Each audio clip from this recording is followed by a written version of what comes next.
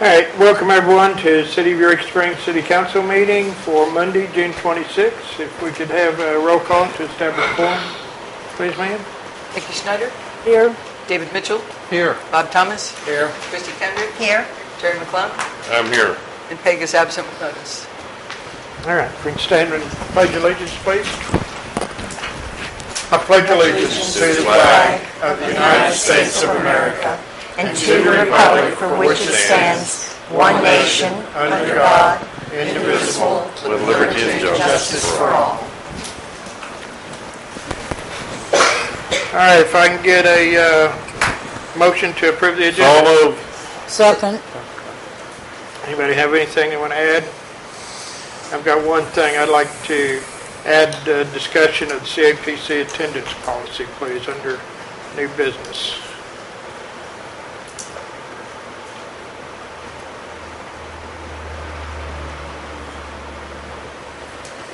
Nothing else. All those in favor of approving the agenda as amended, signify by saying aye. Aye. Any opposed? All right. Get a motion to approve the minutes So moved. for Second. June 12th. All right, any additions? Yes, ma'am. Yes. I have several objections to the minutes, and I think a lot of my objections would be negated if the clerk agrees to amend the minutes to comply with Robert's Rules of Order, Section 48, which states, the minutes should contain mainly a record of what was done at the meeting, not what was said by members. And I would add particularly not what was said by non-members. Further, I think the clerk did not specify the specific content of the motions that were made. She just indicated that motions were made. And I note this in particular with reference to the smoking ordinance and the city code. And for example, with reference to the city code, the clerk stated, Mr. Mitchell amended the motion to include taking $1,000 from legal services and a timeline for the budget. In fact, Mr. Mitchell moved that the clerk establish a timeline for further codification activities to bring it back to the council for the budget. That's almost word for word. In reviewing the video of the meeting in connection with the smoking ordinance, I found that the clerk did not specify the contents of the motions in the minutes, though she carefully took note of them during the meeting. As a result, I believe that the ordinance before us today is not the result of the amendments approved in the meeting. For example, the phrase "in Basin Park" was never deleted in any of those motions, but does not appear in the ordinance before us today. I will correct that and other matters later when we discuss the ordinance. I have taken the liberty of amending the minutes in a way that deletes what was said at the meeting rather than what was done at the meeting, and specifies the contents of the motions that were made. And I move that we postpone approval of the minutes until the next City Council meeting, until the clerk has the opportunity to review my proposed amendments. And I have We need a second first. You got a motion to defer this. Do we have a second? I'll give her a second. Okay, Mickey? I'd like to know why this wasn't dealt with in the proper way and order as used, meaning contacting the secretary, which is why we are sent the copies of the minutes so we can look at them and make repairs as needed. So it could have been prepared. Mr. Mitchell? Clerk, I'm sorry. Mr. Mitchell, seconded. Okay. We were specifically requested to bring them to the meeting. Yeah, in order to keep from having a FOIA violations. We can't go back and forth on this. Madam Clerk? The request was to contact me directly. Yes, So privately. as to prevent any ex parte. By phone, if you'll go back and look at your email. Okay, Or, wait, all right. or to me, so I could answer your questions. And that's been true for months. Okay. Mr. McClung? No, I'll wait. Okay. we got a motion and a second. Is any further discussion on deferring this? Mickey? Well, it was made very clear by our city attorney that the contact needed to be direct and one person only, not a reply all. So it should have been done properly. It should be ignored now. Okay, we got the motion to defer. That's the question on the table. Any further discussion on deferring it? Well, I don't know if this is in deferring it or. Okay. Well, I was just going to say is that I did today. I didn't pick up on that I had the email until today, and I saw it and I read it and I called the clerk and we talked about it and I said, okay, it was pretty kind of. It's pretty much in reference to the one ordinance, and I said it's I don't think that's not the way I heard everything, but that's okay. We'll clean it all up tonight with what you gave us. That's kind of the way that she and I left it today. And, it's not like it's a All right. difficult thing to rectify. Do we want to defer it, or do we want to go ahead and leave the minutes as are? Well, we had to do all these are we through changes discussion, I anyway. guess? That was the whole deal, that we're going to continue with changes today. Are we ready for a vote to defer it? And what was the motion again, please? To defer it until we have a chance to see what Ms. Kendricks has.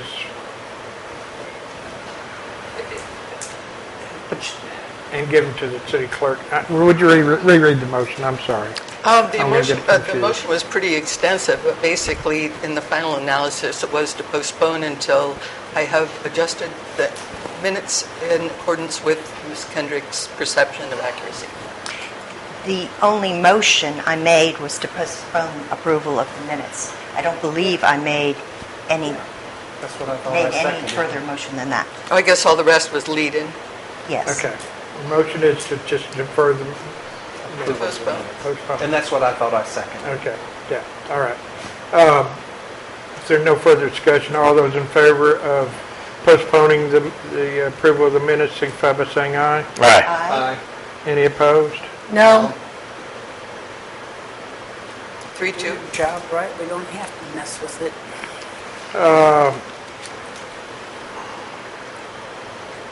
Is 4 required? Yes, 4 is required for passage.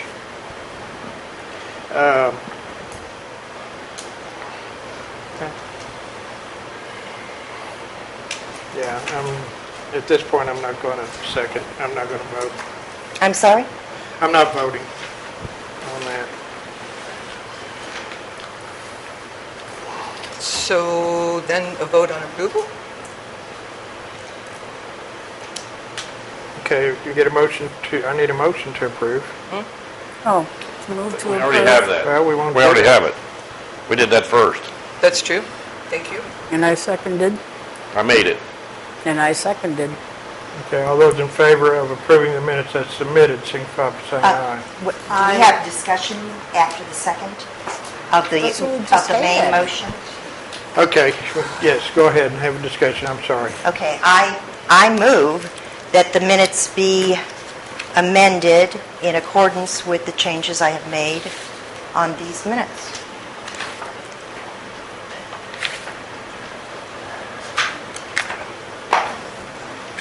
Well, we've already got a motion and a second.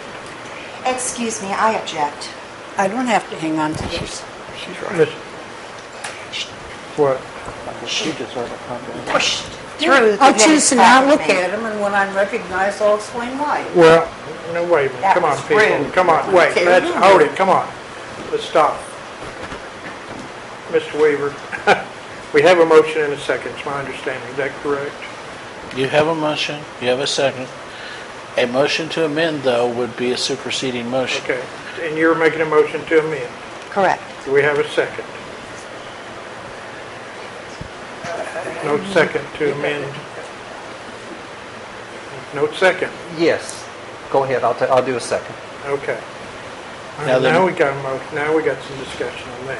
That motion actually needs to be made clearer because saying, per my changes, really doesn't say what the changes are. So she's going to either have to go through and tell which each of the changes are or something. Otherwise, Everyone listening out there in the TV land has no idea what is being discussed. Okay. We got a motion. So in essence, what you're telling me is the motion and the second isn't valid? It is not sufficient to cause a vote, I don't believe at this time, Okay. because it doesn't specify what it wants to Mr. do. Mitchell, would you withdraw your second? Yes, I am, because I don't want to sit here and Ms. do all that. Kendricks, Well, first of all, do you have a motion to make? I'm sorry? Is there a motion to make? You want to make a motion? Well, I already made my motion. I would like to respond to the city attorney. And I have made my motion in writing. I don't think that I need to read it all out loud.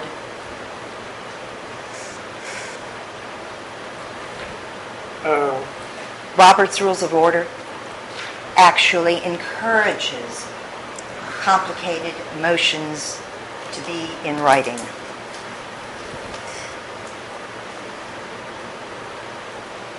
Since you just passed out the document just now, you are not fairly giving the other members of the council time to digest it. If you want to take a break, potentially, maybe they can do that. And you're also not informing your audience. This is an open meeting, and Robert's Rules typically allows for open meetings for the audience to be informed. Mr. McClung? And just briefly looking at the handout she just gave us,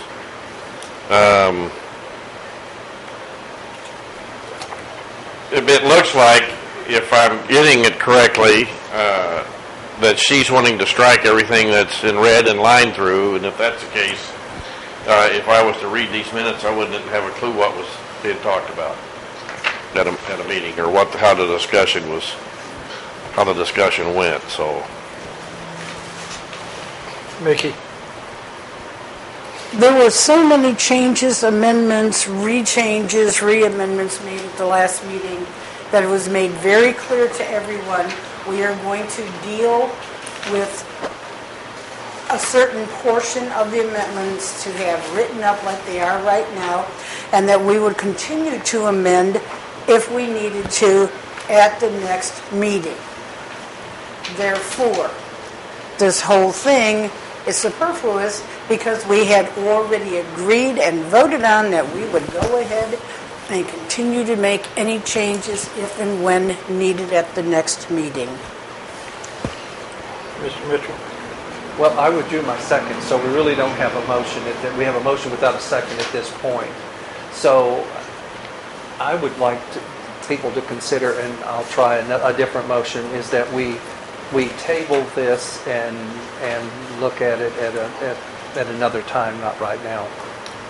I second that. Okay, Mickey?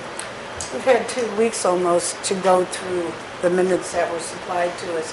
Why this couldn't have been taken care of as soon as it came through and taken care of in the proper way, I do not understand. We are wasting our time and delays for absolutely no reason. We have this here. If changes need to be made, we've already agreed we will make changes. Mr. McClung? as a courtesy to our commissioner here, I'd like to call a question and so we can vote and move on. All those in favor? Need a second? Oh, we got a second. I'll do a second to his call the question. Is that what I had to do? Yeah, okay. Thank you. I'll do his second to him, too. Okay, all those in favor of calling the question, signify by saying aye. Aye. Any opposed? Okay. All those in favor of deferring the minutes, I guess until our next meeting, signify by saying aye. Aye. Any No. opposed? No. 3-2. 3-2, I'll vote aye. Yes. So will that I'm be, being prepared Would you next have- time so we don't have I to don't go through believe the this mayor crap. got. I got a copy. You did? Okay. so does that become an agenda topic later, or does that just stay up under the minutes again? How does that happen? Up under I guess the I'll ask minutes the again. clerk. Sir? The minutes again. Can you send me another copy, please? I gave one to the clerk. Okay. Oh, I have a second. Oh, you have to, okay. Give that back to you. I'm sorry. Well, Peg, Well, maybe Peg would Peg love won to read a one. second. There you go. I have an extra, just some. All Oh, right. lovely. All right, our next item on the agenda is the approval for the CAPC applications for reappointment of Susan Harman. Mr. McClung? Yes, I'd like to make a motion that we approve Susan Harman to reappointment to the CAPC Commission. Second. Any discussion? All those in favor, signify by saying aye. Aye. Any opposed? Okay. And we have a new appointment for position 7. It's an application by Carol Wright. Mr. McClung? I'd like to make a motion that we approve Ms. Carol Wright for that position on the CAPC as well. Second. Any discussion? All those, No, never mind. Sorry. all those in favor of approving Carol Wright for the position, signify by saying aye. Aye. Any opposed? Congratulations, Ms. Wright. Yeah. All right, we do have a vacancy on the Hospital Commission, position 4. Public comments. Where did our lady go? King left. Public comments. Nikki, can you open the door and see if there's anybody? Mr. Mayor, Yes, sir. we do have an open position on cemetery, do we not? Oh, yes, we do. We do have, and I'm sorry, we didn't get that put down. We do have an open position on the Cemetery Commission, too, for anyone out there in TV land that would like to apply. Please come in and What was it, 2 put in or an 1? application. Is it just one position? Okay. Okay, yep. We have public comments here. I'm hoping you hear me. My name is Joyce Knowles. I live at 2 Spur Lane here in Eureka Springs. Last Saturday, an alderperson told me I only needed to make you aware of Americans with Disabilities Act problems, and the council would make the necessary changes because it's required by federal law. So let's see how this goes. This is about the 27-year-old Americans with Disabilities Act and Local Ordinance 2116, also known as the Sidewalk Ordinance. Some members of this current council crafted this ordinance and its penalties back in 2010. 3 years later, a sidewalk inspection was done for the historic district only by Public Works. Property owners not in compliance were not notified to fix the sidewalks. We pulled 51 of the files of the most egregious offenders, and not one notice, not one fine, not one penalty of the ordinance enforced. The matter was dropped. One reason may have been the survey itself. It was not done by address. It had nebulous location information, such as 119 feet from 175 Spring Street to the boardwalk, or 130 feet White Street to Elk Street. It's impossible to send a notice to a property owner without defining a specific address. A second reason may be the lack of planning and oversight by the building inspector and code enforcement, Public Works, the city council, and the mayors. We pulled the property files of the most egregious violators where we could identify an address from the survey. Of those properties, HDC gave a permit for change to 32 of them. 63% got their permit without the sidewalk issue being reviewed or enforced. Ordinance 2116 had importance to council back in 2010 and has importance to the disabled to this very day. It fails without enforcement. I do have suggestions: a new survey of all the sidewalks and not just the historic district area, a survey to be done address by address, property owners not in compliance be notified as per the ordinance, fines and penalties be assessed as per the ordinance, and permits and cups be denied unless the sidewalks are repaired. Thank you.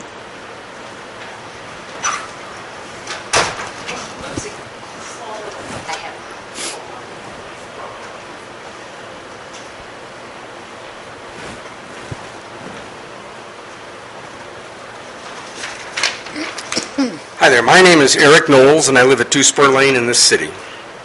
I received my June water bill and I'm not happy with what you've done. My water bill makes me pay for the sewer bond. I'm one of the customers who is excluded from the sewer system, so I only use the water system.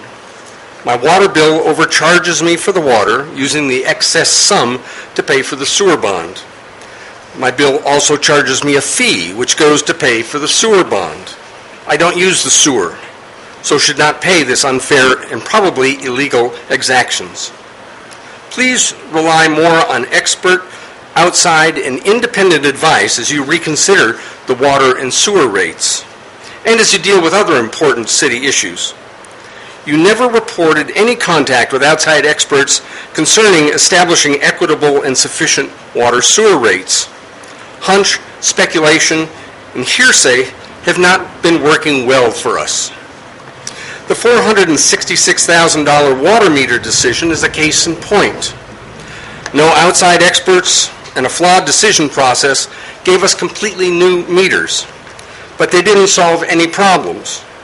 We are now losing 60% of the water we buy from Carol Boone, whereas in the years before the meters, we lost only 50%. Focusing on meters also provided a false hope for 3 years that prevented the city from dealing with the real issue, which was that the sewer rates were too low to cover the bond payments. I think that a long-term solution to these problems is the creation of an independent water sewer commission that will deal continuously with the complicated issues related to city utilities, including rates. City utilities are the largest asset in this city that this city has, and they deserve careful, educated, and continuous guidance. Thank you.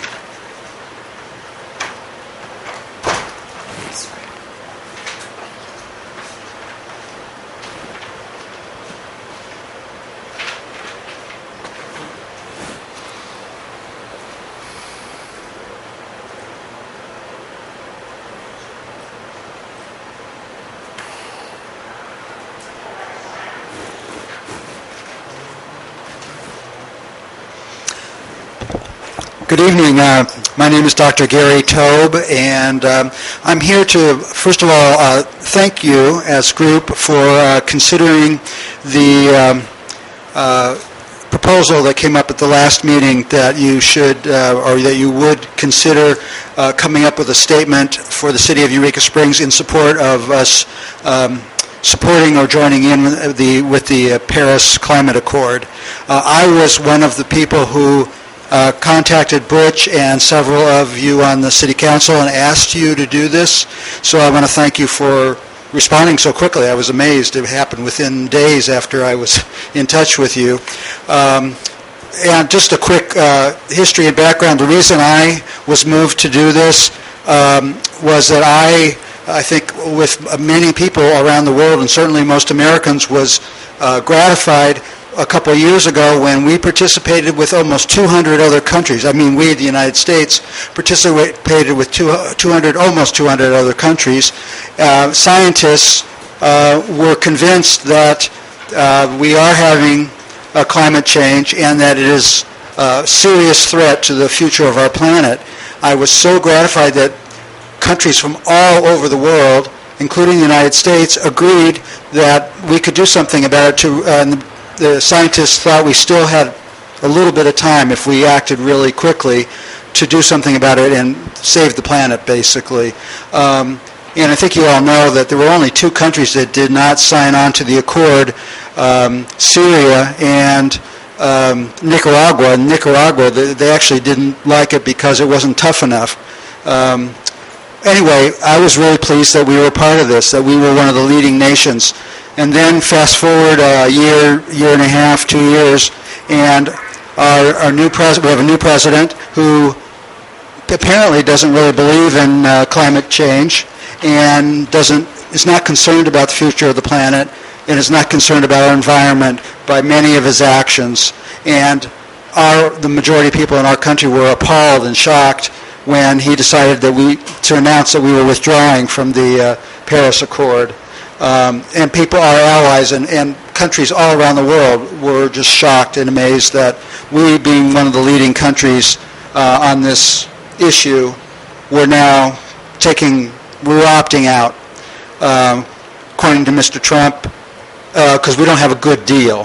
It wasn't a good enough deal, which I could go on for a while, but I won't argue that.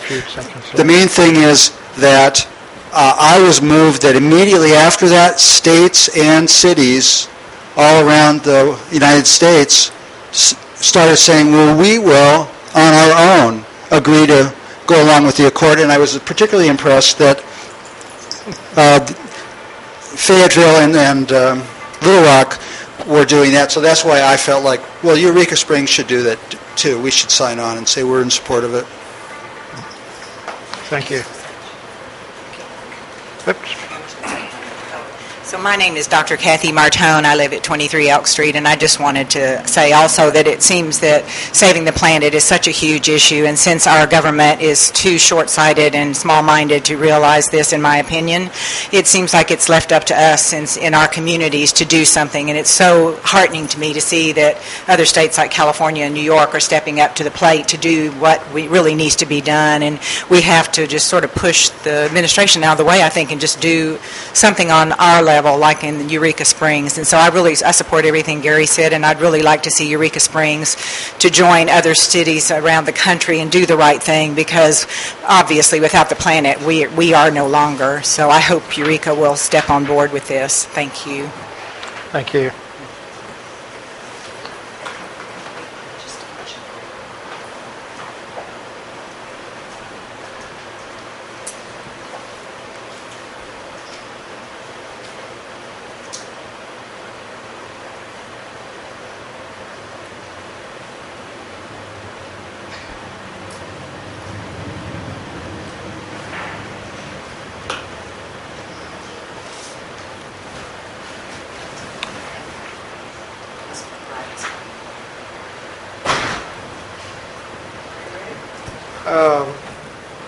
I don't think you want to do public comments, do you? We got you on the agenda. All right. All right, there's no more public comments? All right. Our discussion of the, and didn't notice this, but we're canceling the discussion of the medical marijuana. The people that were going to do that wanted to go ahead and cancel at this point in time. So we'll be canceling that one. Yep. Cancel or postpone? Cancel for this one, Okay. for that group. We may have another at the next time. But now then, our new business, our next is the resolution in support of the Paris Climate Accord. Motion to discuss. Second. All right. Go ahead. The clerk our city clerk brought up a good point before I make the motion to sign it, the number and read it. That it's not the Paris Climate Change Agreement, it's a Paris Climate Accord. So the word, if it was agreement, I flipped it wrong. It is agreement? Oh, thank you. Never mind. I know. I'd like to make a motion to sign this resolution number and read it for passage. Second. Any discussion? All right, all those in favor, signify by saying aye. Aye. Oops, we got to do this by roll call, I'm sorry.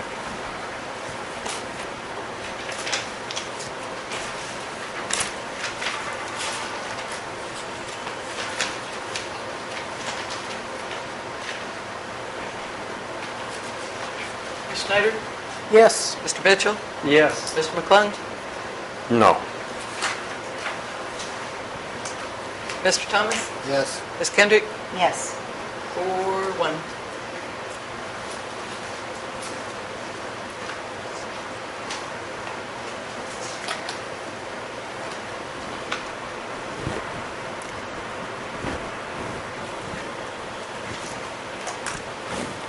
Take this chair.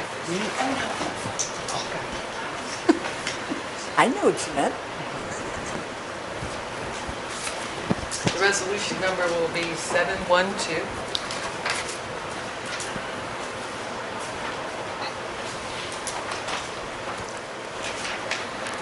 A resolution in support of the Paris Climate Change Agreement of 2015 and reaffirming the city's commitment to resolution number 620. In case any of you want that, it's right here.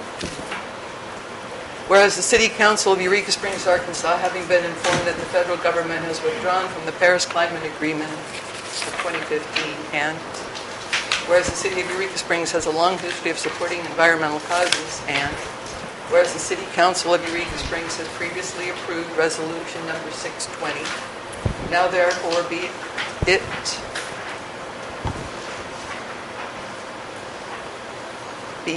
resolved by the City Council of the City of Eureka Springs, Arkansas, that this council wishes to express its support for the Paris Climate Change Agreement of 2015 and to reaffirm Council's Resolution Number 620.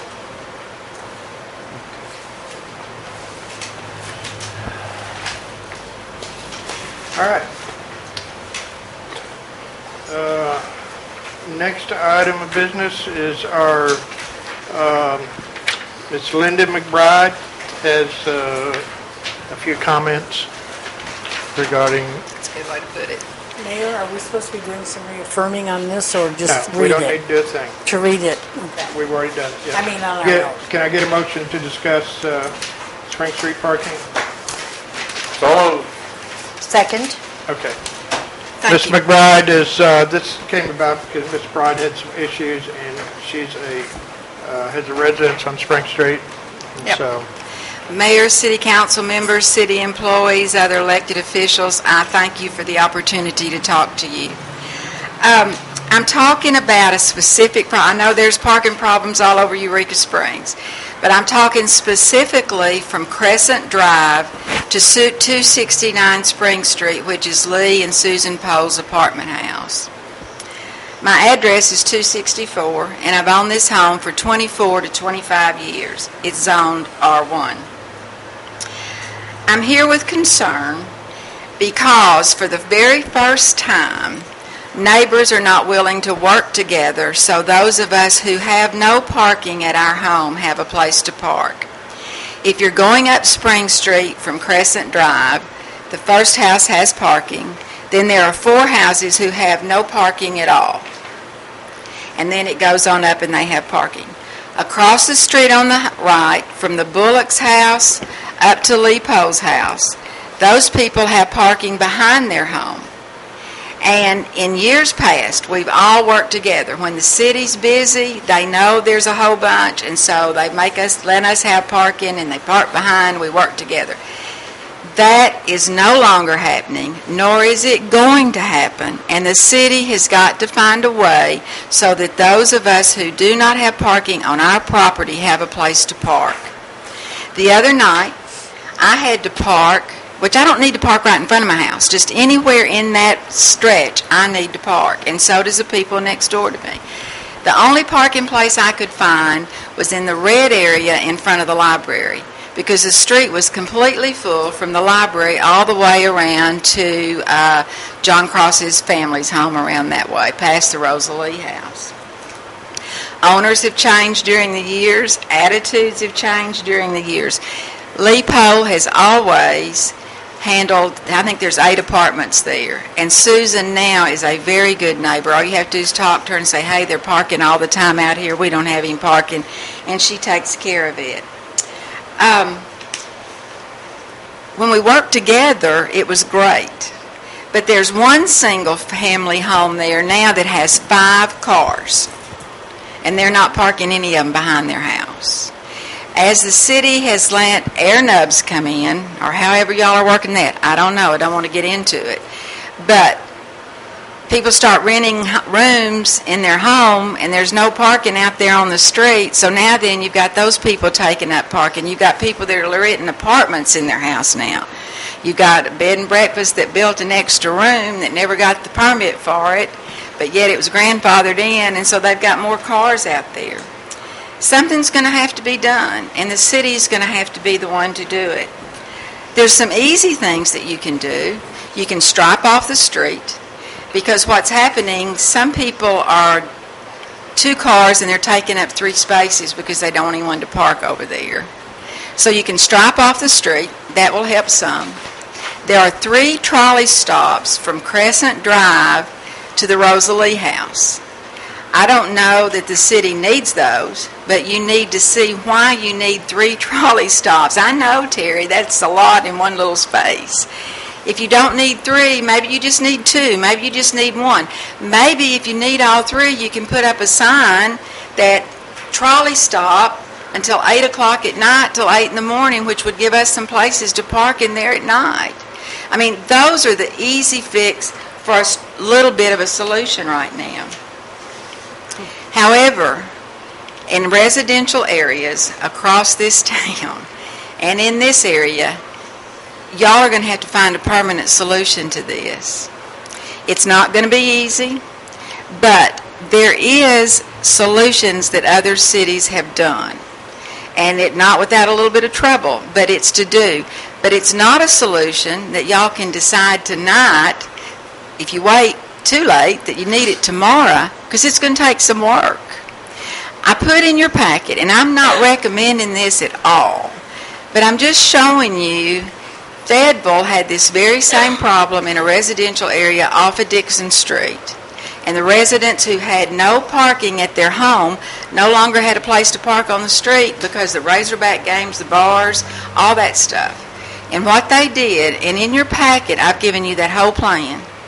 I'm not saying do it. It could be a guideline. But what they did, each resident gets 2 parking stickers. They get them from the city. You have to have proof of ownership of your home. If you're renting, you have to have a signed contract of your rental agreement. And you get 2 parking permits. You can also get hang tags to park. It's easy. If you park in that area and you don't have that sticker, the fine in Fayetteville is $72. It's expensive. But it solved their parking problem. And they're not designated spaces. It's like on a whole street. This is residential parking, and there it is. Now, you can say, well, we can't penalize those people across the street because nobody wants to walk upstairs to unload their groceries, or maybe they don't feel good, maybe they're sick. But if they've got 3 parking spaces behind their home, maybe give them 1 permanent parking sticker. You know, or figure out a way to give a temporary parking sticker, because like I say, there's one house up there that single-family home's got 5 cars. 5 cars. And there's not that much, but the city is going to have to figure out how to solve it. If you do get into trying to figure out a plan, if you get involved in little bitty squabbles over little bitty details, you're not ever going to get the big picture, and you've got to look at the big picture of what's happening, because we don't have anywhere to park. And the neighbors are not going to work together. So anyway, I appreciate talking to y'all. If you have any questions, I'd like to answer them. Yep. I do have one. Sure. And that is this one residence that has 5 cars. Are they all 5 driven? Are they up on blocks? Are they? They're not on blocks. No. They're not, some days they're not moved, but you know that's. They're not sitting there for extended periods of time. No. So they are driven on a regular basis. Yeah, and I don't want to talk publicly about what has been said to the neighbors. I've tried.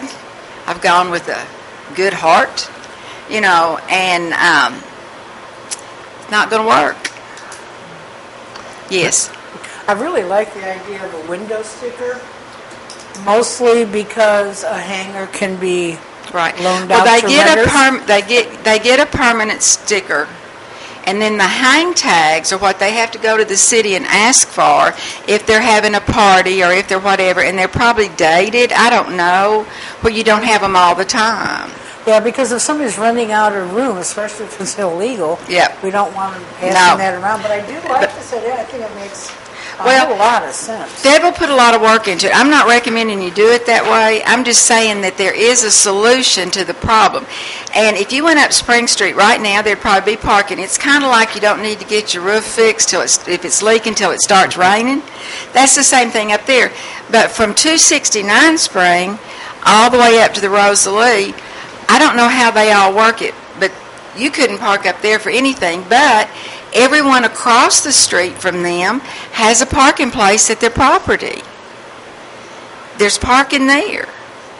We don't have, and if there's the house on the corner of Crescent Drive, and then there's a rental unit, And then there's the Pearl Tapman home, and thank heavens it's not rented that much because they can rent to 6 people. They can rent to 6 people, which would mean 6 cars, and there's no parking for that place. And then there's another one, there's a man next door to me that comes in late from work at night. He has nowhere to park. He's parking down by the library. So anyway, does anyone have any more questions? I'm just asking you to please address this problem. Thank you. Thank you. All right. In regards to this, and I'll just let the council know, I have talked with the Public Works Director about striping that area. We had a request or a comment several years ago from a citizen about striping in front of the post office. And we did discover that. Amazingly, did solve a lot of parking issues. So I'm going to go ahead and we're going to discuss that. I've also talked with the transit director about the need for the trolley stops that we have, and he actually said, we probably can get away with 2 of them. He's going to look into that and see if we can eliminate that to, again, clear up more parking. And if somebody does want a stop, we can always put up the signs, and then they can just, if there's somebody there, we can just flag them down. We don't need to pull in and pull out. So we are looking into that. What I thought the other option would be to, I know the Planning Commission has a lot on their plate, but get at least some sort of a committee to look at, seeing some other solutions, possibly what kind of permitting. I don't know. CUPs are required to have off-street parking, and how to enforce that.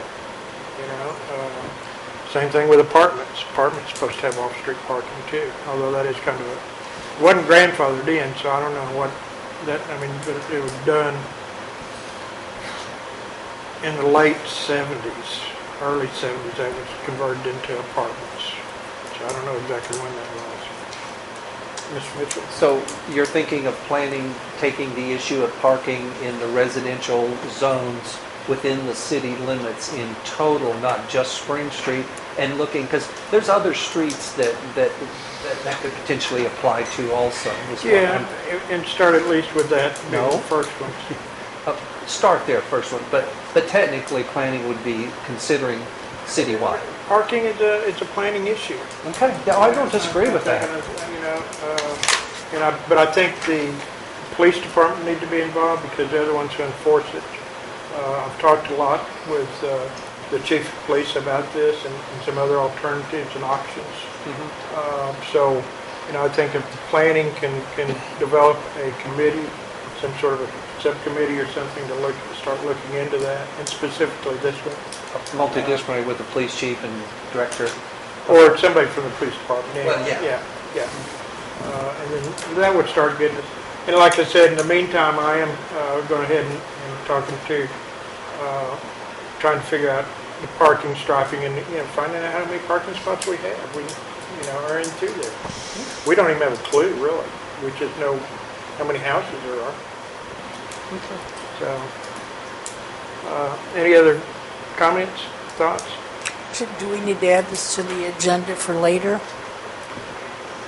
Later on. I want to. I'm going to go ahead and ask the Planning Commission to go ahead and look into this, and we can talk about seeing when we can come up with a report. Then we'll just automatically come back. Yeah, I don't think there's a need on there, but you want to come up here, you got to come up. Since we do have the chair of the Planning Commission here tonight. Hi. We'd be glad to look at it. One thing I wanted to bring up, around the corner from where Ms. McBride was talking, by the Rosalie, it's all open parking up there. So there is some parking. One of the things, there are 2 or 3 grandfathered properties in that area, and that makes it a little more difficult. I do know that the Bridgeford House, Mr. Hicks had Dwayne come down and grade the road down Spring Valley, or Spring Garden, and he's working really hard to make his people park there. He said about 90% of the time, every one of them does. He said occasionally he has a guest with limited mobility. So he's working. I know the Pearl Tapman is grandfathered, and there is no parking there. And Miss McBride probably is correct. There's 3 bedrooms, so that is an issue, as is in her area, there is a duplex, there is a multifamily with 4 units, there's the 8-unit one, there's a B&B with 1 unit, and then, of course, Mark Hicks. So, but yes, we would be glad to look at that. I don't think a motion needs to be made. We'll just work with it and do that. Is there any further discussion? All right. Get a motion to discuss Chapter 14 code revisions. I so move. Second. All right. Yeah. Absolutely. Okay. Well, we had a fun 6 months with this, but I think you'll be pleased with the progress. What I'm going to do, the current language in this is, for the deletion, is lined out, and in the proposed language is underlined. I am going to propose that we have a workshop to go over this, because this is quite lengthy. There's a lot of changes to the codes, a lot of changes to the definitions. I'd be glad to answer any questions tonight. Mr. Mitchell? I'll give her motion that we ask for a workshop and give everybody here time to read it, and then take it to a workshop for consistent. Okay. Any discussion on establishing your workshop? It looks like you've done a lot of hard work, and I know how we did. difficult it is. I have a wonderful commission that really put a lot of work into it. I'm extremely proud of all of us. I'm impressed. Now, 6 months? Chickens took a year and a half. The things are in italics. Are they new? I'm sorry, what did you say? The italics, are they new? Or just the underline? It appears that the italics are a recap. A recap, yeah. Of what was done above in the current. Yes, Okay. thank you, Chris. Okay. All right. So again, items taken out are crossed through, items, new proposals are underlined, and then items that are italics are actually just an explanation. No. No. No, that is What? What is in italics is what they're proposing for it to read as. Yes. Yeah, the italics is the proposed. Let her say. Okay. Current language proposed for deletion is lined out, and proposed language is underlined, and that would be if you look at like under R1 Victorian residential, just an example, number 1, it's all lined out, and then it comes to where it's underlined. That's what we're leaving in, and then it goes down. The proposed will be the new written code. Right. So we're giving you the old code, what we struck out, and the underline is what we're keeping, and then rewriting. The comprehensive, properly written. Yeah. What about this restriction is not intended to? That is, I'm not sure, Butch. Or any of this? Prior, I think Terry was right. The number 1 proposed Okay. prior to the issuance. I'm still a little shaky on what she's saying. Somebody clarify it. Okay. May I weigh? Thank you. From listening to what you do Yes. and doing the minutes, Right. it looks to me, because I read a code all the time, that the proposed language addresses only up to the point where the changes stop being made. Yes. Therefore, this restriction would stay in. It simply was not included. No, it's restated. It's fully restated. It's restated in there. And that's the same. This restriction? No, right here. Will you No. question this restriction? Oh, there it is. It's restated. It's not This intended to- restriction okay. is not intended to, Sorry. nor shall it apply to any existing Okay, permanent, it's stated. okay, I see it. okay. So if I look at this and I see current, I just go down and read proposed, and proposed is what you want. Right. In total. In total. So I really don't need to worry about lined out or Right. underlined. Yes. No. Unless you want to see the I agree. changes made. Oh, well, I'm just checking, I'm looking, because I'm lost.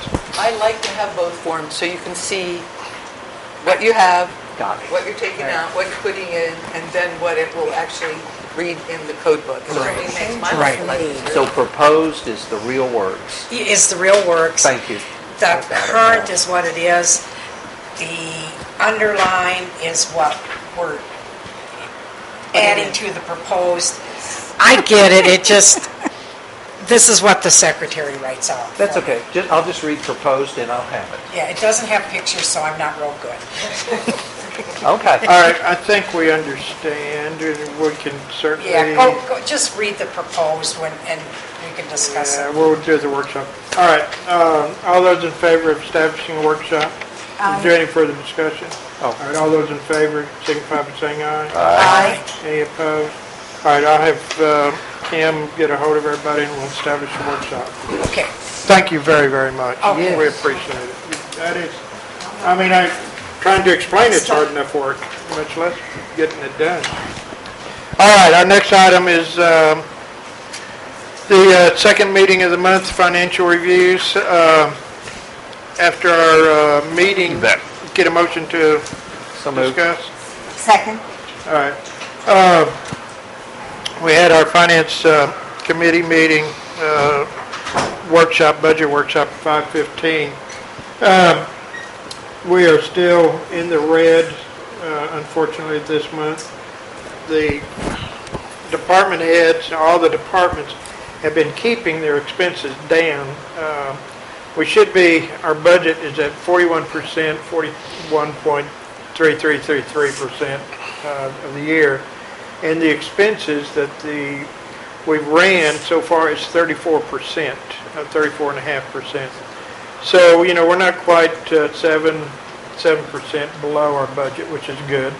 The bad news is our revenues are 30% of our expected revenues, 41%. So our revenues are still, our expenses are still exceeding our revenues. But we've also noted too that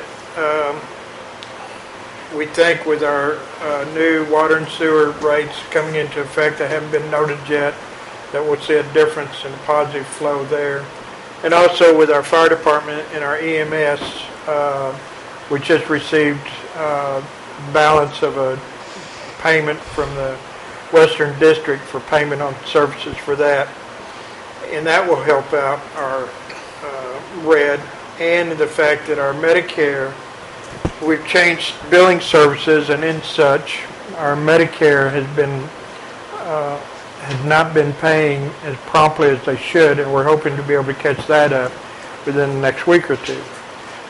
So, knock on wood, I'm hoping by next time we see the budget, that we should be in the black, or close to it anyway. We still never receive all of our property tax until the end of the year, so we'll have a big bulk there. And also our sales tax is still lagging behind on an annual basis.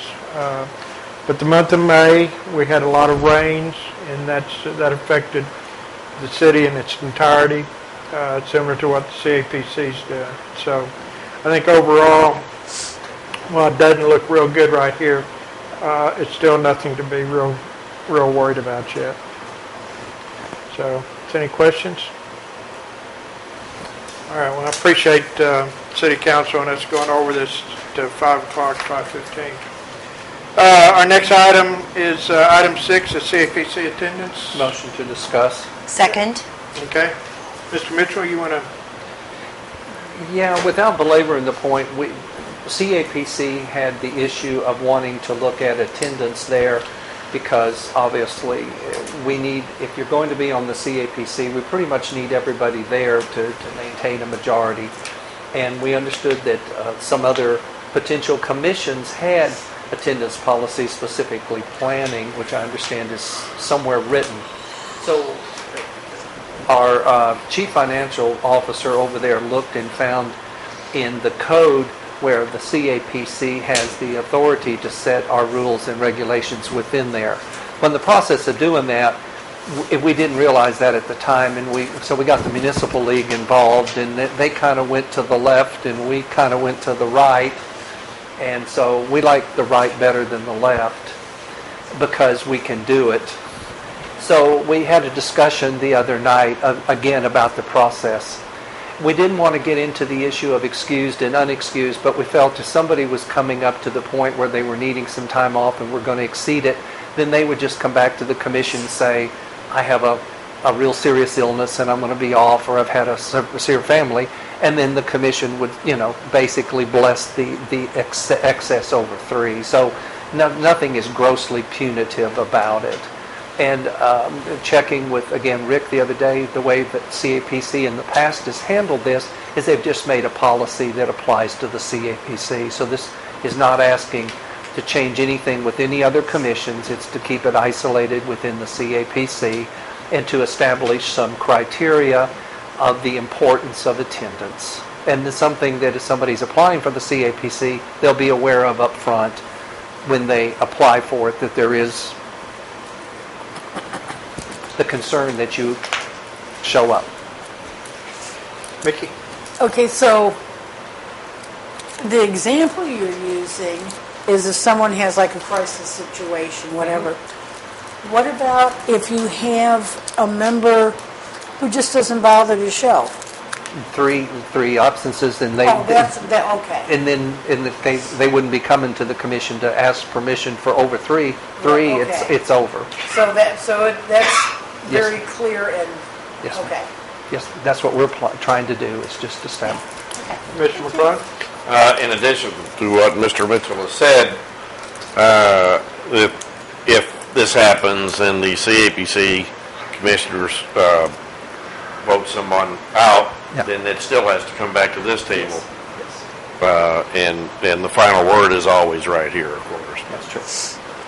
Just a reminder of that. That's true. It'll be a recommendation from CAPC to the council to terminate. Yes. Their attention. Any further discussion?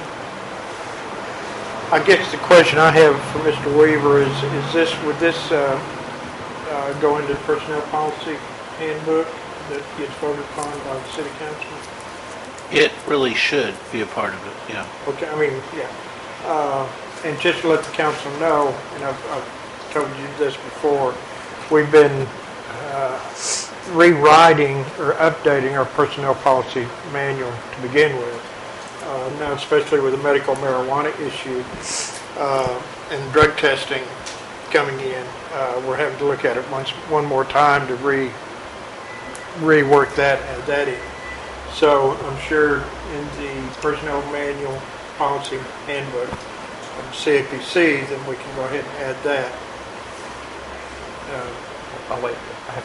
Add that item in there about absences, and then the council will vote on that as a whole. Yes, sir. The personnel manual for the city covers commissioners. Is that what you're saying? Because if you put the attendance of the commissioners in the personnel manual, then isn't that just for employees? Well, I'm getting a little confused I here. understand, yeah. I don't know, Mr. Weaver?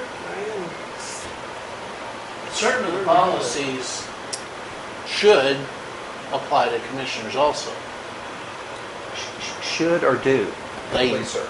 You know, by law, they do.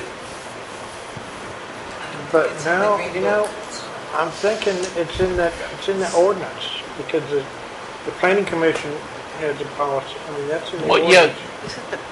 The 3 requirement would be in an ordinance. But for purposes of warning commissioners, they should be receiving a policy handbook too. Well, I don't know, let's keep it simple here. Do we need an ordinance drafted for the CAPC? on the policy? Not if what Mr. Mitchell said is correct, but they already have it in their policies. We don't have one in the policies for attendance. We're going to add it because we have the authority to do that under the codes that are already there. My concern that I raised was, why would you be putting an attendance policy for commissioners in the personnel handbook, which should be applying to employees, but I'm... No, I think I agree with you, I think. It is. The personnel policy handbook is for employees. Yeah, so really we need probably an ordinance, amending the CAPC ordinance for the policy, because we do have that spelled out, I think, the planning commission. It would have to be then for this council to remove. Can we have the attorney to look into it and leave it on the agenda for next time? Is that fair? Yeah, let's go ahead and do that. Table, so we want to table it, or what? Yeah, Mr. McBride? Why wouldn't it just be, in regards to the CAPC, why wouldn't it just be in their handbook or whatever it is for their commissioners? For their commissioners? Yeah, I mean, why? But I think that's what Mr. Weaver was saying.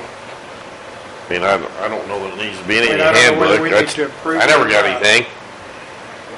Well, and let's don't forget, Who cares? planning already has an attendance, so how has that been handled? They say they do. They have a separate policy. They do too. They have their own policy. HDC has their own policy. And it's also spelled out in the ordinance. Okay. Mr. Weaver, you think we can just...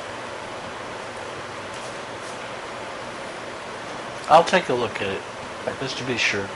All right, we are, I don't know if there was a motion or not, but Mr. Weaver's going to look into it and come back. You want a table motion? That'd be swell. Do we need one? Okay, we'll table. Go ahead, give us a motion. A motion to table this discussion until the attorney researches. Second? All right, any discussion? All in favor, signify by saying aye. Aye. Any opposed? Okay. We'll get that confusing issue. Throw it in Mr. Weaver's sandbox. All right, our next unfinished business is an ordinance to rezone 38 Prospect. Motion to discuss. So moved. Second. I have two items here. I'd like to go ahead and read a public an email that we received from Gwen Bennett. It says, Dear City Council, thank you for pausing to think about rezoning 38 Prospect. Councilman McClung is right to want to avoid spot zoning in our neighborhoods. Another repercussion is spot zoning is that neighbors adjacent to the newly rezoned C3 property would in the future have a good case to rezone their property to commercial. Our code lists property being adjacent to commercial as being one of the supporting arguments to rezone to commercial. This creates commercial creep in R1 neighborhoods. I appreciate thoughtful consideration of this rezoning and your service to the city. I have, and you want to come up and talk about this a little bit? I think the other issue is I think we have talked to the people at 40 Prospect. Have you talked to the people? Yes, I talked to Keith today. Okay. He was very amenable to being rezoned. Mr. Mitchell talked to the tax people, and there would be no change in their taxes as long as they had it as a resident. They did like the idea because they had applied at one time and were turned down to rezone. They have no plans of turning it into anything but keeping it as a residence. They love their house, but they were happy to do it and realized that, you know, it might be more for somebody else if they wanted to do something. So they were, but he was going to get back to me. He wanted to talk it over with his wife. I told him that there was absolutely no pressure to do this, to do what was best for them. We have looked into several ways, if the council wants to do this, there's several different ways that this can be handled. We can consider the 40 Prospect time at the same time. It's a 38 and it's 38. We would need to probably go ahead and send out the 200-foot notices to the property owners. Separate application would be filed, which is the legal notices and the posting of the sign and the public hearing. We can do this in two ways. We can either hear it as wait and defer this one, or we can go ahead and hear this as one application and then go ahead and hear the other one as a separate, or wait and combine the two as one. Mickey, I'm totally confused. I thought 38 Prospect had applied for this, and the only thing holding it back was that his neighbor did not want it, who now doesn't care. That's right. 40 Prospect did not want to be rezoned because they thought their taxes would go up. Right. They've since discovered that the taxes would not go up, as Mr. McClung noted at the last meeting. And now they're willing to be rezoned if the city wants to rezone it. Right, so why do we have to go through all that other stuff if it's a matter of the city saying, instead of spot zoning, we're going to rezone the area?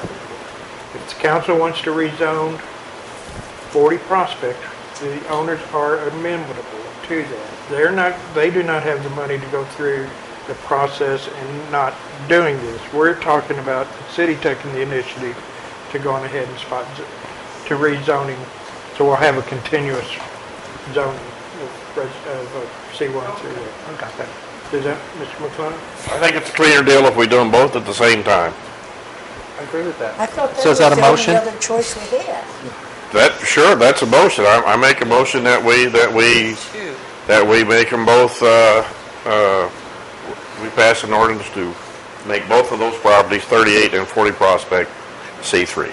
Second that. Okay. Mr. Mayor, Byron would like to say something. Did you want to say something? Go ahead, sir. Please, you're one of the other property owners. Please come up. Please come up to the microphone, sir. I'm Byron McKimmey, and my wife Marilyn and I own this property at 38 Prospect and have for a number of years. Spent a lot of money and time and effort in doing it, and I guess at this point we've done everything we're supposed to do to get the rezoning, and we understand, like's been mentioned, that the only thing that's holding up our approval is the neighbor, and he's amenable to do it. So I guess my choice would be, let's do mine. It's ready. It's everything's there, and then let my neighbor Keith, who's agreed to do it, then do his. But I mean, if it seems better to put them together, it's not the end of the world, but it just seemed like mine's here. It's ready. Why not do it? So that would be my thoughts. Thank you all. And I appreciate your time and effort. Whatever you do is fine. Thank you, sir.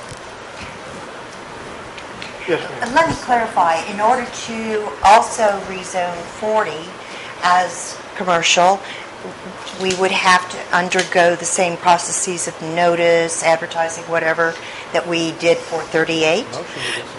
No, what Mr. Mayor proposed is that we would do it all as one sweep and not do that. But let me clarify something. I talked to Keith today, Scales, and he was very amenable, but he wanted to talk to his wife, and he said he would text me back this afternoon. He has not texted me. Now, that doesn't mean he didn't get my phone number right and tried, but he was very amenable, and so I'm assuming that he was, but I want to, I have not heard back. Melissa, aren't those the only two places left in that area? Yes. That's what I thought was the situation. And they also have the same property. If somebody was to be notified, it's the same property owners within the 200 feet that are involved with 38 Prospect. So technically, by putting the two together, we're not incurring any cost for the gentleman that had not chosen at this point. He has no cost of sending out certified letters. He has no increase in his taxes whatsoever, because the lady over there in Maryville very clearly said it's the use of the property and the zone. It's not the zone that causes your taxes to go up. So there is no financial burden on the gentleman, And so therefore, council should be able to make a clean sweep, stick the two together as the motion was. Is that not what I agree with?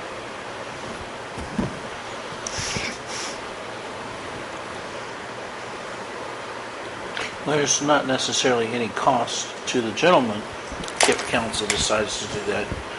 But I still think that council may be required then to notify the neighbors. Can you speak up, please, Tim? I'm sorry. I think you may still have to notify the neighbors, council may have to. After it's done or before? Before.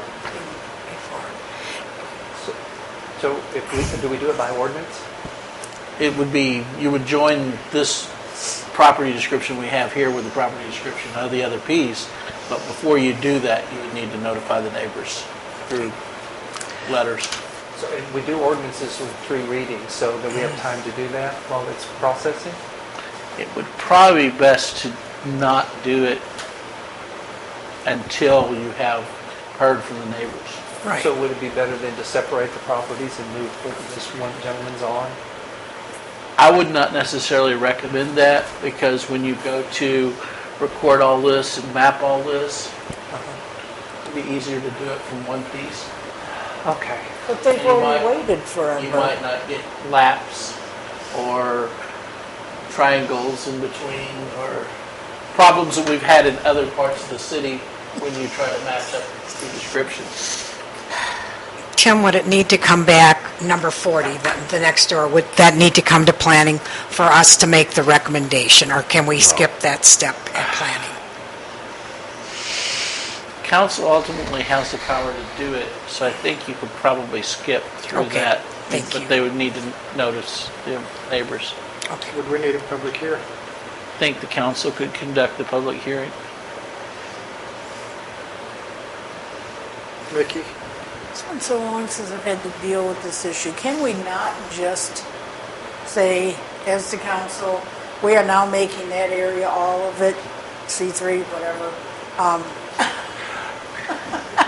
Yes, we did that on the South Main on the property. We went down and did both sides and rezoned it. We didn't do that?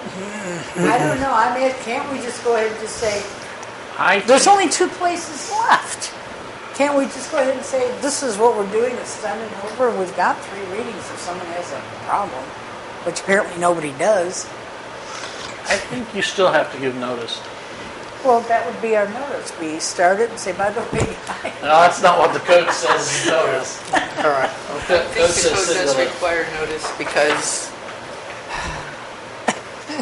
here's the list of steps, and notice is one of those.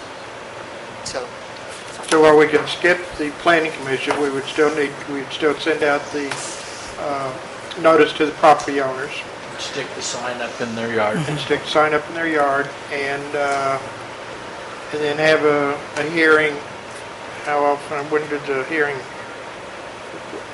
do we have the hearing? How long after the notice? Is there a timeline in there? We're going to put notices in the paper and all that stuff too? Mr. Mayor, I will go back to Keith and get the 100% yay. Okay. Tomorrow I'll make it a point.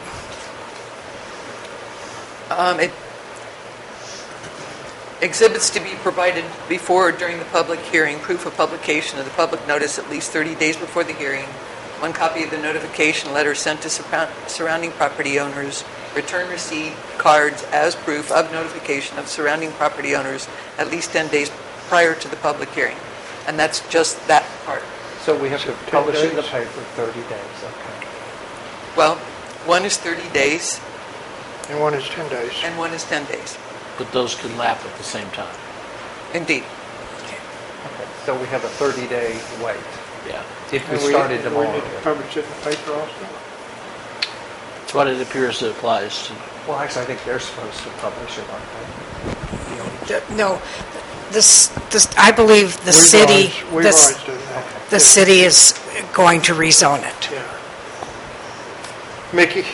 Okay, in view of the fact that the McKimmeys have waited and waited and waited, can we go ahead and do theirs with the understanding, however we have to do it here at the table, that we go ahead and start on theirs, and we are going to continue on to make that whole section C3 and therefore, without putting any charge on the other family, but without delaying McKinney's. I don't think so. Mr. McClung? Yes, I think, I mean, it's, for Mr. McKimmey's peace of mind that what we can do is, once we have this little thing out of the way, then we can do the 2 readings in one meeting. We can have it, just attach it as an amendment to the ordinance for his property. Oh, there we go. And do the final 2 readings then, and it's done. And so it still probably wouldn't be any much longer, because Right. you're still going to have at least a month before, by waiting for 2 more readings. So it would still be. It's going to be maybe close another time-wise. week or two. It's, Yeah, maybe just 2 more weeks Yeah. at the most. Yeah. Okay. it's a cleaner thing for us, I think. And then Melissa will help the I folks will- in that house process. I will stop over. Let's see if we can get a motion. There's a motion on the table. Should we withdraw that one? I think we've got it. There's a motion on the table. Right, There's a that's motion. what we're saying. Rezone them at the same That's time. what we're saying. Oh, okay. Then that motion's okay then, isn't it? Okay. Yeah, okay, yeah. To prepare one ordinance. Yeah. All right, so you want to reread the motion? Mr. McClung motioned to prepare one ordinance, and I didn't hear the second, but I know there was one. I did it. Thank you. All right. No further discussion? All those in favor, signify by saying aye. Aye. Any opposed? Okay, so moved. Oh, here we go. Thank you, everyone. All right, think it's the right thank thing. y'all. I think we're doing the right thing here. All right, next item is our ordinance 2257, tobacco ordinance. Motion to discuss. I so move. Second? Get a second? Yeah, second. Okay. Sorry.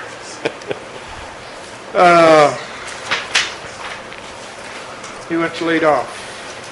Mr. McClung? I'd be happy to, and that is,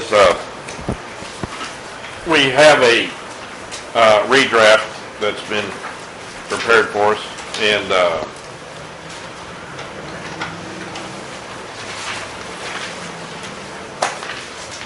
it's not specifically correct, and so I'm trying to think how to do this. To make a motion to read ordinance 2257 by title only, I think I'll go ahead and do that. No, that wouldn't work. You say, well, yeah, well, because we can discuss it. I make a motion that we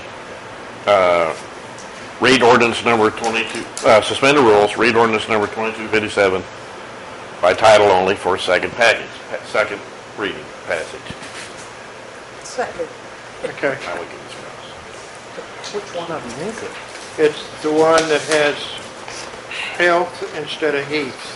Well, 626. you have, 626 stated. may I answer the question? I'm saying it's the one that's dated 62617. You have two. Yeah. May I answer the question? Yes. It's the same situation as what Melissa experienced. Oh, okay. This one is what I understood after going through the entire experience twice Okay. as to what was taken out, it's in gray, is what was put in, and sometimes things were taken out and put back in. Oh, okay. So unless a person actually goes through each of the steps, perhaps the memory of that experience is a little different.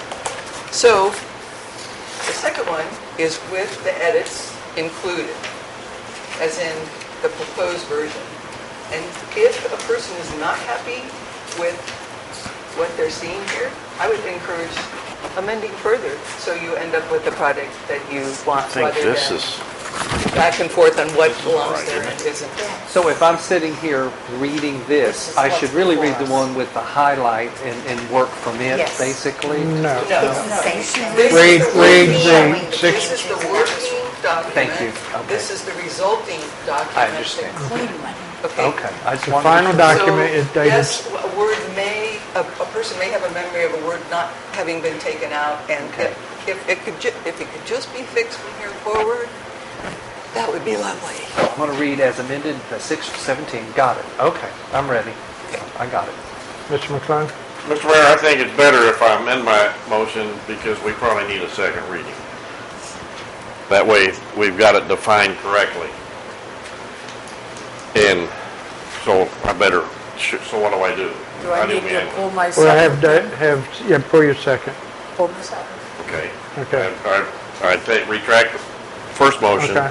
And then I make a motion that we read ordinance 2257 in its entirety. As amended. Well, it's not amended yet, is it?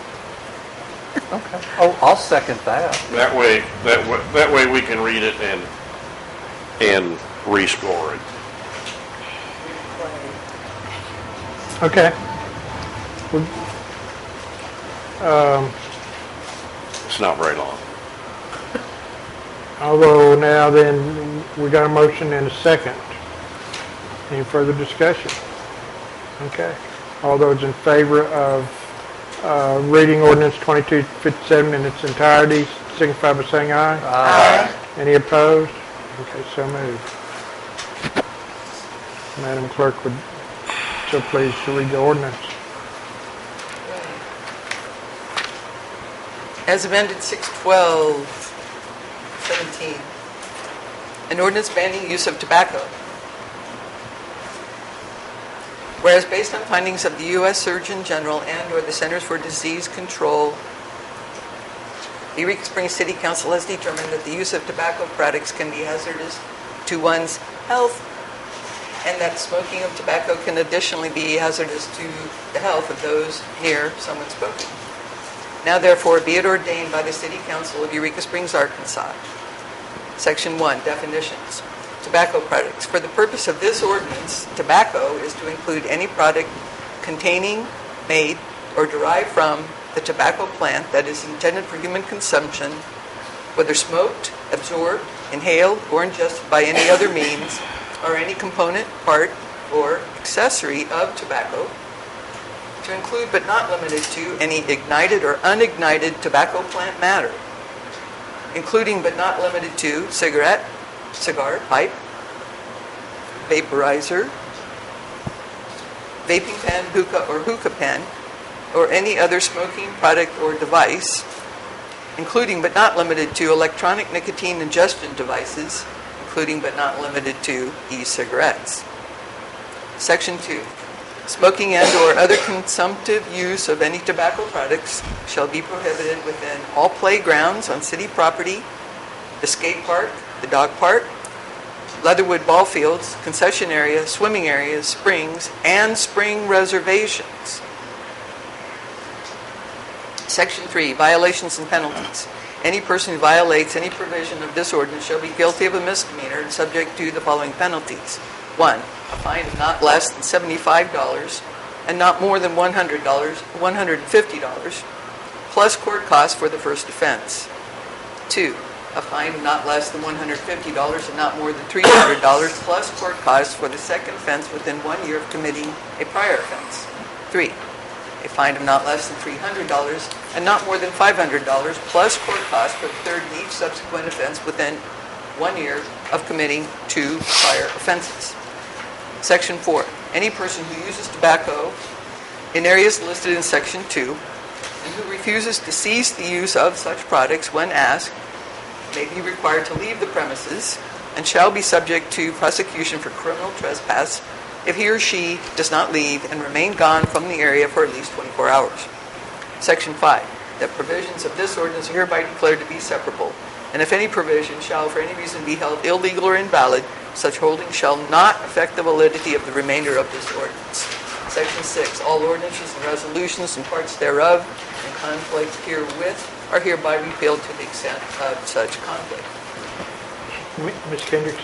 I would like to make a motion to amend the ordinance. I have drafted up a proposed amendment.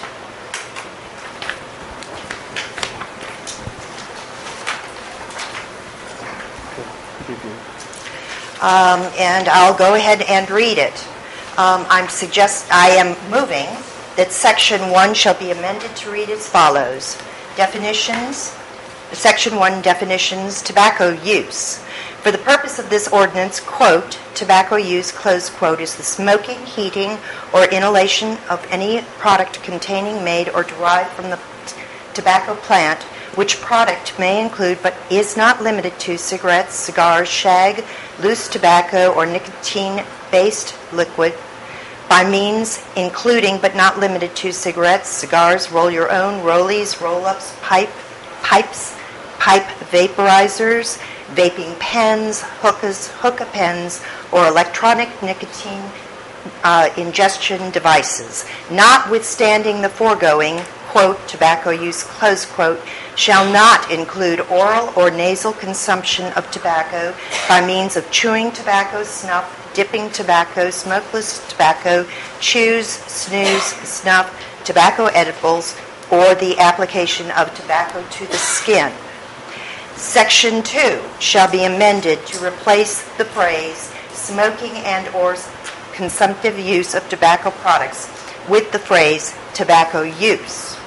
The phrase Basin Park in its entirety shall be reinserted.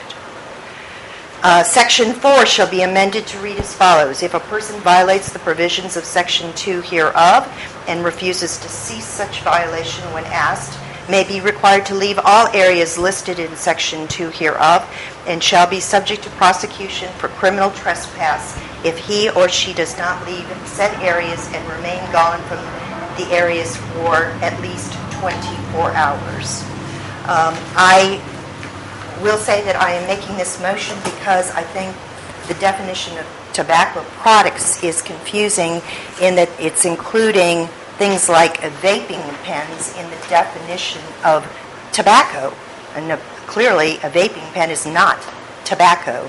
And it goes on to say smoking and or other consumptive use of any tobacco products in Section 2. And again, you don't smoke vaping pens. And then in Section, Basin Park was never, by the way, removed in any of the amendments. I watched the argument on the video very carefully. So Basin Park was always left in there. And then as far as Section 4 goes, I think that the term or the word premises is confusing, and I think that a judge may find that to be a problem with the ordinance, and therefore I think reference to the areas listed in Section 2 is better. I'll second it. I'm a little confused, Ms. Kendricks. You said something about vaping pens and vaporizers in your definitions? Yes. They're in your definitions also. Now I'm replacing the definition of tobacco products with the term tobacco use. Not limited to cigarettes, cigars, roll-your-own rollers, roll-up pipes, pipe or vaporizers, vaping pens. That's the means by which the tobacco is delivered. The first is tobacco use is a series of verbs talking about what they're doing, and then there are product that it includes these tobacco, cigarettes, loose tobacco, and then it just describes the means of ingesting the tobacco, which is vaping pens, hookahs. You got it. Okay. Discussion, Mickey? I'm so confused in this part. Why aren't we just saying the purpose or the tobacco cannot be used in any way? Why are we even listing all of this stuff? It seems to me we should be able to get to the end of the sentence before it even goes into ignited, unignited, yada, yada, yada. We don't need to know how it's used. It's just simply not to be used, period, at these places. And I actually agree about the basin part. That was not supposed to have been left out. David? It took me a while here. Actually, I think the tobacco use versus the tobacco products, all the rest, Section 2, 4, and Section 4 are fine with me. It'll be interesting to see what our attorney says. But as far as tobacco use and clarifying a little bit more tobacco products, I don't see a problem with it. It's like I agree with it. We've already read it into the record. We can add this into it. It's pretty much the same thing. I think what she's done is fine. I think use is probably a better terminology. Okay. So did we make a motion? Is that out there? There is a motion to amend it to... Yeah. I don't know if there's a second. Was there? There is. Yeah, I did. To amend it as per these amendments. Yes. Section 1, 2, and 4. Is read by Ms. Kendricks and is handed to us. Yes. Okay. Mickey? Why aren't we simply saying, for the purpose of this ordinance, tobacco is to include any product containing, made, or derived from the tobacco plant that is intended for human consumption, whether smoked, absorbed, inhaled, or ingested by any means. Remove other, put a period, ignore the rest. We don't care how it's done. We do care that it not be done in any way. So why are we making a mountain out of a molehill? Ms. Kendricks? Because in the last meeting, there was a motion that was made and approved to amend the ordinance so that oral or nasal consumption of tobacco was excluded. And I thought that this is much more descriptive of exactly what is being prohibited and what is being allowed. What's oral or nasal got to do with it? I'm confused. Well, let her explain. I'm confused. What's the oral or nasal? There was a motion that was passed in the last meeting that excluded oral or nasal consumption of tobacco. Right, but that's what I'm saying. I don't understand why we have to do anything other than you can't use it. We don't care if it's out your ear, up your nose, out your mouth. Who cares? No. Don't use it. All right, we're arguing here. Get rid of Robert and let us discuss. Bob? Well, I'm not sure how to call these, but the one that, the amended one that came in our packet, I was concerned about because we eliminated the word chew, but then it says ingested by any other means, which means that was putting chew back in there. So I like your tobacco use change because that clarifies that. Mr. Mitchell? I'd just like to call the question. I think we need to hear from him. Second. Well, we need to hear from our lawyer. Well, I will let him somehow, of course. His little hand is waving. We're in trouble. Before we get into the seconds and calling the question, go ahead. The only problem that I see with what Ms. Kendrick is proposing here is her Section 4. It eliminates the person from all areas listed in Section 2. That's overly broad if you ban them from being in any part for 24 hours. The idea of using the word premises, which if you have a better suggestion, I think maybe could be changed, but using all areas would be to ban them completely from all the areas. And that would be overly broad because they're only being asked to remove themselves from one area. So if you took areas, and took the S off, then it could be area. Potentially that would be better, yes. Remove the all, change it to area. Areas to area. But that again may be, I don't know, may not meet Ms. Kendrick's desire to be specific enough, because you're back to, is area any more specific? We actually had a motion to call the question. That's right. I second that. I Wait a call, minute. Yes, he did. so what are you saying? Yeah, but I know, but David needs to redo the. I'll Calling the question, we need to pull redo it that. back. Okay. All right, now Terry. Well, in that case, then, Yeah. I think it's just semantics anyhow. Whether it's area or areas, chances are, if somebody's smoking over here and he gets thrown out, no one's going to follow him to Leatherwood to see if he's still smoking. So I wouldn't worry about it. I think we're making something out of nothing. So are we amending it to area? I think we can do it as her amendment is fine. I think we're. What's wrong with the way it is? That's what he said. It makes it better. And so if we're going to get in that argument again, then I'll call the question. Again. I'm Yeah. confused. What's wrong with premises? What am I missing? Okay. I didn't get a second on that one again. So, we're calling the question. I call the question. Oh, I'll second it. All right. All those in favor of calling the question, signify by saying aye. Aye. Any opposed? Present. I have no idea what we're doing. All right. Well, we're now voting on approving the ordinance as amended.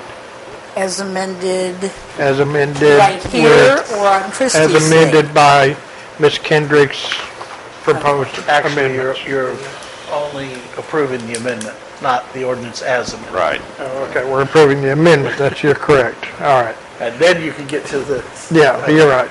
I'm getting ahead of myself. All right. So So we are approving the proposed amendment that Christie came out. And we had a motion in a second. I guess Yeah. we did all that. Any further discussion on the amendment? All those in favor, signify by saying aye. Aye. Any opposed? No. Okay, 4-1. All right. Mr. Mayor, I suggest we wait till the next meeting to read it for its third reading. That way it'll all be together and we can look at it before we read it by title only. That way we're clear. And may I ask a question? Yeah. Please look at the title and see if you want to change it. Ordinance banning use of tobacco, that title? I mean, that's what you're talking That would about. include. That's what the title of the ordinance is now. And do you really want to ban the use of tobacco? Oh, I see what you're Is saying. that our By intention? their definition, they're only banning what they're trying to ban. Are you, Their definition of tobacco use is not the common use. Right. We're okay. It's all right. It's a different definition. may I rephrase? Aren't you talking about banning tobacco on certain city-owned property? That's vastly different. So it should be tobacco in specified areas? I would like to move to approve ordinance number 2257 as amended on its second reading. We had a motion to defer it. Was there a second? I thought we already did that. Motion to defer. I didn't know we Oh, deferred. what did you defer? What would you, maybe I We was just approved the amendment. Is that all we've done so far? We did Correct. the second reading. Oh, I'm sorry. I jumped the gun then. That was my mistake. I thought we were going for third reading. I'll second that. Second what? Okay, Per motion. I'm sorry. I apologize. all right. So motion is to, Approve 2257 as amended. yeah, all right, Second reading. On the second on the reading. second reading. All right, all those in, By title only? We already did that. Okay, thank We you. already read it, so Yeah, we- we're yeah, good. all those in favor, signify by saying aye. Aye. Any opposed? No. Do we get to have a workshop before the third reading? I hope So the we hell can get it not. fixed? Okay.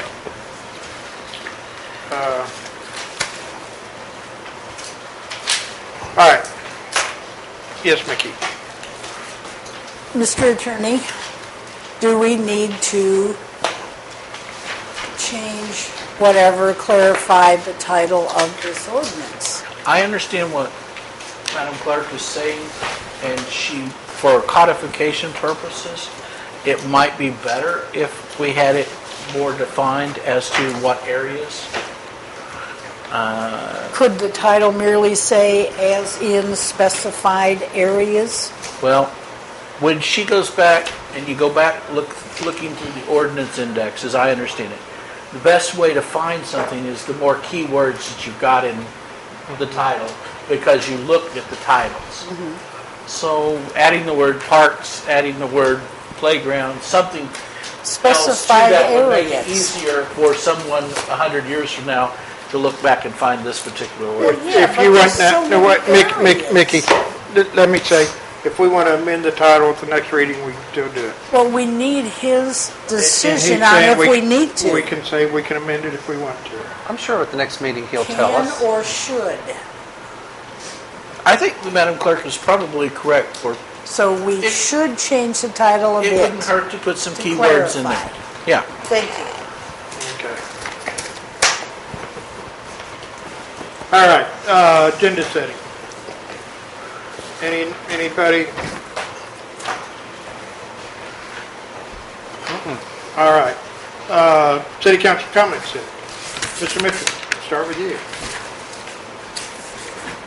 I would just like to mention briefly that the CAPC has been doing quite a bit of work with a gentleman here in town named Chip Ford, who has developed an absolutely phenomenal app in relation to Eureka Springs that would be available for anybody that is planning on visiting this great city. And there will be, we're finishing that up now, and we will probably have some type of rollout of it so that all the business owners and various people that are interested in the promotion of this city will see an absolutely stellar application that will be free for anybody to stick on their phone, starting with the iPhone and following, hopefully within 6 months, onto Android phones. But please stay tuned for further information in that, because this app and the work that CAPC is doing on this is absolutely phenomenal. Ms. Kendricks? I have no comments. Mr. McClellan?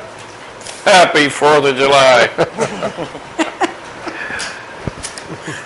Well, I just want to bring to everyone's attention the fact that Peg Adamson did resign from the Cemetery Commission. She was chairperson of the commission, and that also carried the responsibility for being supervisor of the cemetery. So a lot of the cemetery improvements that you've seen were the result of Peg's hard work. She's going to be sorely missed, and if anybody's thinking of applying for cemetery commission, it's nice if you're retired and you have administrative experience and a willingness to put in, quite a few hours a week, because that's what Peg did. And those of us left on the commission are kind of trembling in fear of how we're going to deal with all the work that's got to be done. Schneider, Mickey? Well, good grief. I came into this meeting in a really good mood. I'm not real happy right now. But I do want to thank our Supreme Court for the results of one of the very first results that they put out today in regards to the state of Arkansas, during which time they completely overturned the Arkansas decision that same-sex couples could not have both names on their birth certificates if and when they had children, in whatever way that would be happening. I want to thank the Supreme Court for once again standing up for what this country is based on, equality and non-discrimination. Thank you, Supremes. That's the good part. Then I want to... We have had a lot of trouble over the last many years in regards to infrastructure, water, so on and so forth, during just the last 10 years that I have been actively involved. I have heard nothing but people whining, bitching, complaining, having fits and everything else because we never take care of our infrastructure. And yet an awful lot of those very same people complain about an extra $5 a month that will eventually help take care of our infrastructure.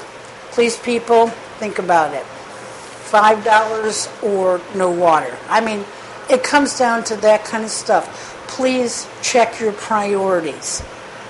This is a group effort. It is not a one part of the city effort, be it the city, the council, the visitors, whatever. This takes everybody's help. So please keep that in mind. As far as getting experts to help run these things, I'll ask the same question I've asked the last couple of meetings. Where does the money come from to pay for experts? They're not going to volunteer their time. As far as the rest of us, I would like to admonish everyone to remind them, please do your jobs properly and in a timely manner. And when we have to have our city attorney discuss exactly how protocol is supposed to be, then we need to follow his advice on how to handle protocol, not go off on our own tangent and waste everybody's time. Thank you very much. Thank you. I want to note to everybody out there, it's actually in the city and outside the city, the SBA disaster relief program is setting up. They're establishing an office in Harrison, Arkansas, to help the citizens that have been affected by the rains that we had and the flooding in May. This information is on our city website, and it's going to be in both newspapers as public service announcements. This is getting help from the SBA and how to go about doing it. And it's not only for businesses, but it's also for homeowners and for renters. So if you were affected by the floods in May, please check our website out. You may be able to have the SBA help you out with assistance, financial assistance, with your damages through there. So as far as that goes, we've also got upcoming events. Tomorrow at 3 p.m. on, I know it's a Tuesday, but from the end of the Ozarks through the Upper Loop, the library, and back to the end of the Ozarks, we're going to have the Crossfires Across America. Holy smoke! Crossfires in town. The who?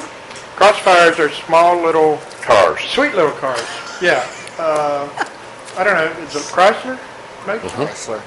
Yeah. And that's at what time? 3 o'clock. Oh, God. So you'll see a bunch of Crossfires in town. Won't be nothing like the Mustangs or the Corvettes, but still there'll be some sweet cars.